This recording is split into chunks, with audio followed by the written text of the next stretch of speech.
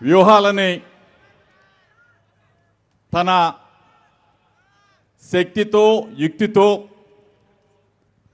తన మనసుతో జయించిన జగనన్న జీవిత చరిత్రని జగనన్న ఏ విధంగా ఆయన జీవితంలో ఒక వీరుడిగా ఒక ధీరుడిగా ఒక దీశాలిగా ఈ రాష్ట్రమే కాదు భారతదేశమే కాదు ప్రపంచంలో ఉన్న తెలుగు ప్రజలందరికీ కూడా జగన్ అంటే మనసున్నవాడు మంచివాడు ఆ మనసున్న మంచి వ్యక్తి జీవితాన్ని సినిమా ద్వారా చూపించాలని చెప్పేసి ఒక ప్రయత్నం ఆ ప్రయత్నంలో భాగంగా ముందుగానే ఈ రోజున ఒక ఈవెంట్ ఈ సినిమా రాకముందే కుట్రలు కుతంత్రాలు రామ్ గోపాల్ వర్మ గారి గురించి చాలామంది చెప్పారు ఆయన గురించి కొత్తగా చెప్పుకోవటానికి ఏం లేదు ఆల్రెడీ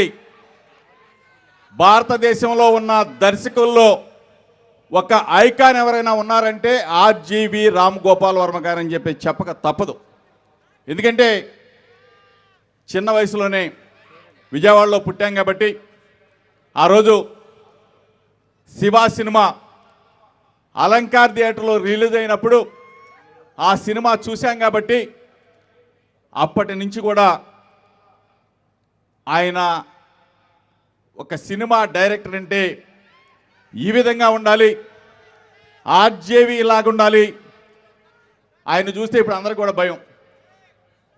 మరి చంద్రబాబు నాయుడు అయితే 29వ తారీఖు దాకా కూడా ఆగట్లా లోకేష్ అయితే గిలగల కొట్టుకొని ఏడుస్తూ ఉన్నాడు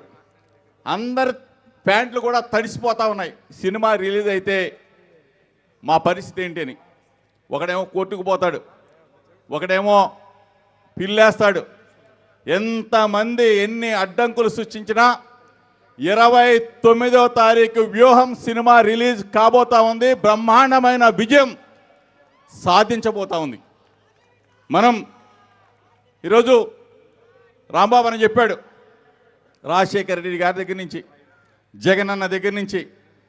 ఈరోజు మంచి చేస్తున్న వాళ్ళని మనసులో పెట్టుకుని మనసులో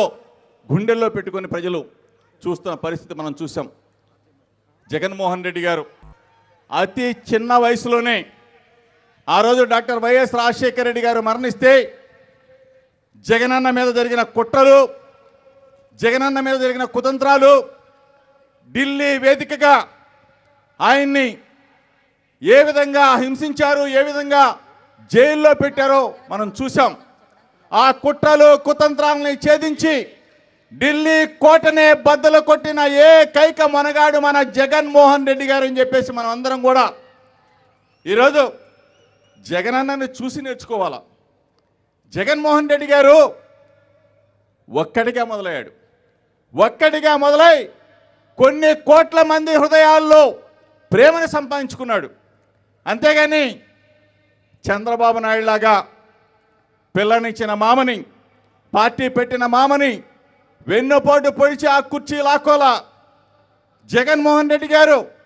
ఒక అడుగు వేసుకుంటూ కొన్ని వేల కిలోమీటర్ల పాదయాత్ర చేసి ముఖ్యమంత్రి పీఠం మీద కూర్చున్న అసలు సిసలయం మనసున్న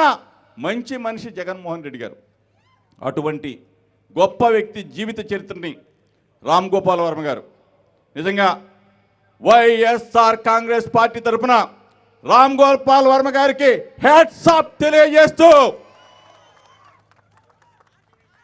జగన్మోహన్ రెడ్డి గారి జీవిత చరిత్ర జగన్మోహన్ రెడ్డి గారి నిజ జీవితం వెనుక ఎన్ని కుట్రలు కుతంత్రాలు దాగున్నాయో ఎంతమంది జగనన్నని జైల్లో పెట్టడానికి ఎన్ని కుట్రలు రచించారో అవన్నీ కూడా తెర ముందుకు రాబోతా ఉన్నాయి అది చూసి 29వ తారీఖున చంద్రబాబు నాయుడు లాంటి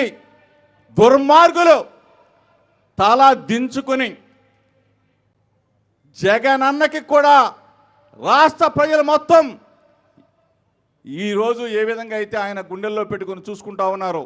మరలా 24 ఎన్నికల్లో, రేపు రాబోయే ఎన్నికల్లో వైఎస్ఆర్ కాంగ్రెస్ పార్టీని మరలా విజయదుందుబి మోగించే విధంగా